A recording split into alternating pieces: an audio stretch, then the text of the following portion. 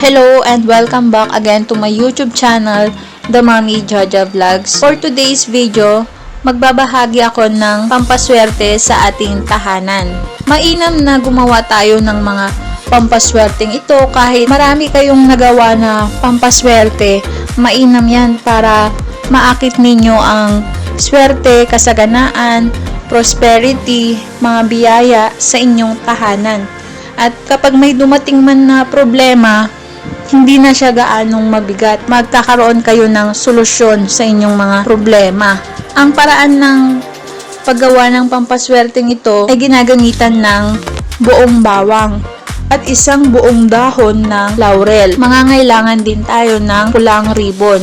Dito sa bawang at laurel, tatalian ng pulang ribbon. At ito ay isasabit sa inyong main door at sa lahat ng inyong mga bintana o sa lahat ng inyong mga pintuan sa kusina. Magsabit kayo ng ganito sa inyong mga bintana, sa inyong mga pintuan, sa lahat ng pintuan, partikular na sa inyong main door para ito ay makapag-akit ng swerte at kasaganaan. Proven at efektibo ang pampaswerteng ito. Halos lahat na ng tao ay gumagawa ng ganitong pampaswerte na pagsasabit ng bawang na may dahon ng laurel sa kanilang mga pintuan o sa kanilang mga bintana. Ang dulot nito ay napakaswerte. Tuloy-tuloy na daloy ng pera, magaan na pamumuhay, nasasala nito ang mga negative energy, na itataboy ang mga negative elements, at ang laurel, ito'y proven na pampaswerte sa tahanan at sa ating buhay. Manalangin or mag-wish ka lang dito sa dahon ng laurel ay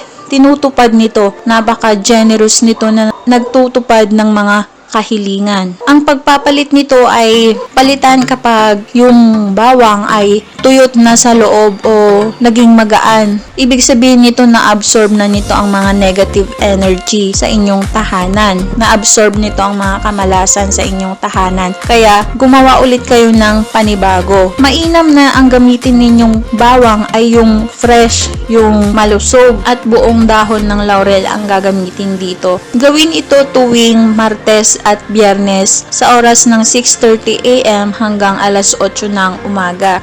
Mainam din pala ang paggawa nito sa darating na bispiras ng bagong taon.